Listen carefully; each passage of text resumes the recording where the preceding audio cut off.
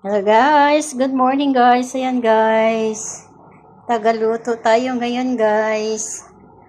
Ayan, may patis tayo guys. Ayan, magluto tayo ng pakbet. So, ayan, mga gulay natin, ampalaya, sitaw, kalabasa, tapos may dahon tayo ng mulukiya. Ano ba yung mulukiya? Saluyot. Ayan. So, ito yung taba ng ating taba-taba ng pan ng baka. Ipalabas muna natin yung mantika. Ayan. Labas muna ng mantika tapos igisa natin yung ating gulay dito.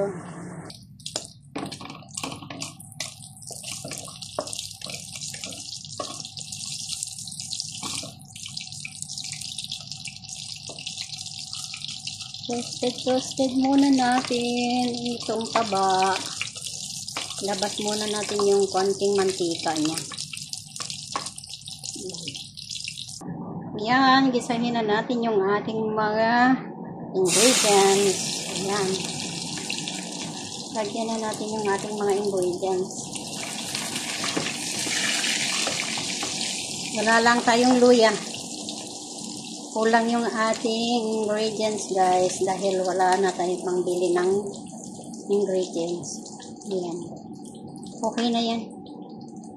Okay na yan basta may lasa. Makaluto naman yan ng pakbet kahit na walang luya.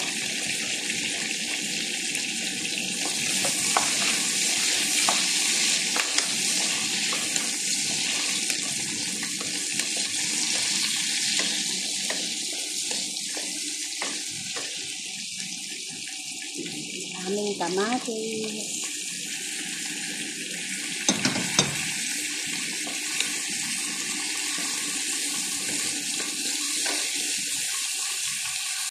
So, hintayin natin ito hanggang maluto din yung ating kamatis. Ilabas natin yung sauce ng kamatis para may lasa talaga yung ating pakbet.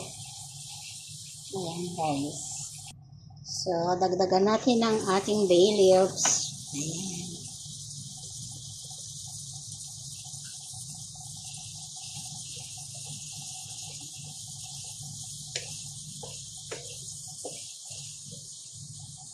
Ayan guys, lagyan na natin ang ating black pepper bago natin ilagay yung ating mga gulay. Templahin muna natin yung ating ingredients muna.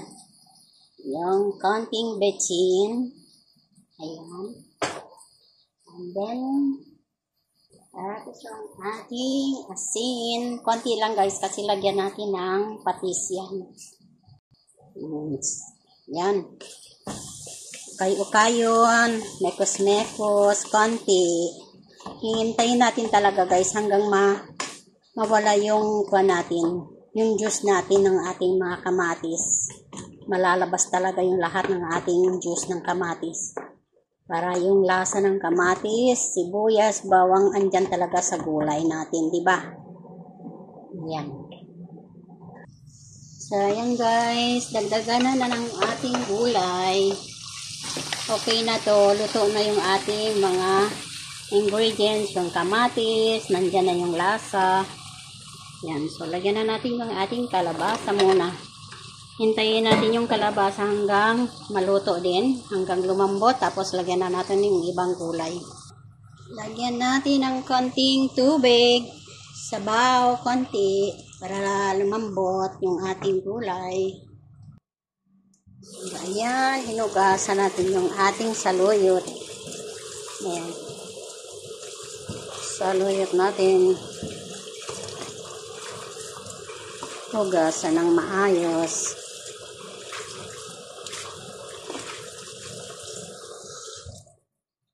Tapos yan, prito pa tayo ng tilapia. Tagaluto tayo ngayon guys. Dahil wala tayong trabaho.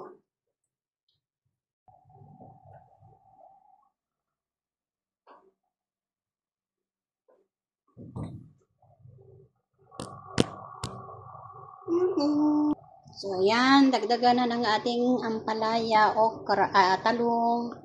ampalaya, talong at saka sitaw. Ayan. So, dito na maglagay na tayo ng patis. Para may lasa yung ating gulay. Konti lang. Yan.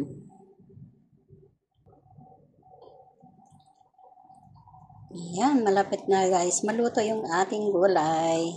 Isusunod na natin yung ating saluyot.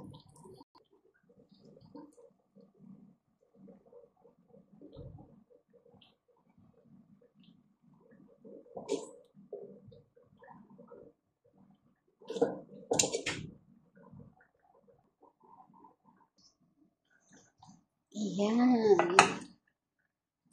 Ayan. So, habang naghintay natin yung ating gulay, nilipat ko kasi dito sa maliit na apoy. Ayan, hintayin na lang natin maluto yung gulay na yan. Habang naghintay, di magluto din tayo ng ating pritong isda. So, ayan guys, luto na yung ating gulay. So, magprito na tayo ng isda.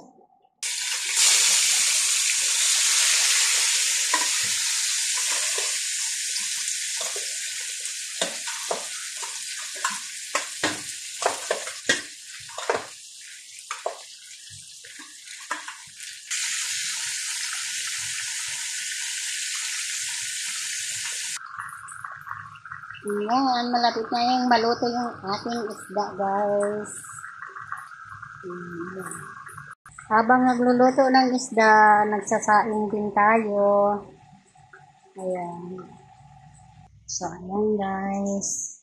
Ilalagay na natin yung ating isda dito. Ipatong natin itong dalawang isda. Ayan. Tapos na yung ating luto. Kakain na lang tayo. Salamat guys. Thank you for watching.